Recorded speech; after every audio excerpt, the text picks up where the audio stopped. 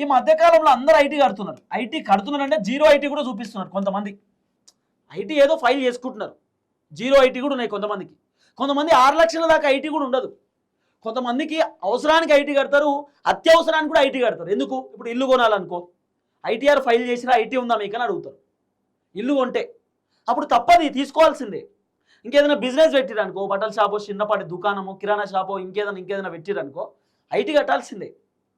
లేకపోతే ఇంకేదైనా పెద్ద ఎత్తున ఏదైనా బిజినెస్ చేసిరనుకో, అంటే వాళ్ళు పేదరిక కుటుంబం అయినా కూడా ఏదైనా బిజినెస్ చేసిరనుకో వాళ్ళు కూడా ఐటీ కట్టాల్సిందే. అంటే ఐటీఆర్ ఫైల్ చేయాల్సిందే. కాబట్టి ఈ ఎవరైతే అత్యవసరంగా ఐటీ కట్టినటువంటి వాళ్ళు ఉన్నారో వాళ్ళకు కూడా రద్దయినట్టే కదా రేషన్ కార్డు. కానీ రేవంత్ రెడ్డి ఇట్లా కొత్త కొత్త లాజిక్లు పెడుతున్నాడు. ఐటీ కట్టే వాళ్ళకు రేషన్ కార్డులు తీసేస్తాం, రేషన్ కార్డులు రద్దు అవుతాయి. ఇక రేషన్ కార్డు లేదంటే రైతు భరోసా కూడా రాదు. ఈ రేషన్ కార్డు లేనటువంటి వ్యక్తికి పేదోడు కాదన్నట్టు. రేషన్ కార్డు ఉన్నోడే పేదోడు, రేషన్ కార్డు లేనోడు పేదోడు కాదు, పైసలు ఉన్నోడు అన్నట్టే. రేషన్ కార్డు ఎవరికి వస్తాయి?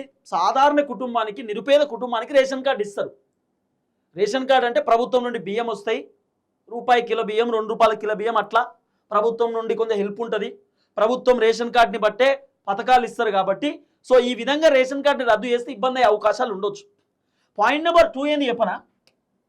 పాయింట్ నెంబర్ 2, ఎవరైతే ప్రభుత్వ అధికారులు ఉన్నారో, గవర్నమెంట్ ఎంప్లాయీస్ ఉన్నారో, గవర్నమెంట్ ఎంప్లాయీస్కి మినిమం 50,000 నుండి 70,000 కంటే పైన జీతం ఉన్నటువంటి వాళ్ళు ఎవరైతే ఉంటారో వాళ్లకు రేషన్ కార్డు ఎట్లయినా ఉండదు, ఉన్న వాళ్ళకి కట్ చేస్తారట, రేషన్ కార్డు కట్ చేస్తారట. రేషన్ కార్డుతో పాటు ఎవరెవరికైతే రైతు భరోసా వస్తుందో రైతు భరోసా కూడా కట్ చేస్తారట ప్రభుత్వ అధికారులు. 50,000 కంటే పైన జీతం ఉన్నటువంటి ప్రభుత్వ అధికారులు ఎవరైతే ఉన్నారో వాళ్ళకి రైతు భరోసా ఎవరికైనా వస్తుందైతే రైతు భరోసా కట్ చేస్తారట, రైతు భరోసా తీసేస్తారట, రేషన్ కార్డు కూడా తీసేస్తారట. ఇది రేవంత్ రెడ్డి ప్రభుత్వం కొత్త రూల్.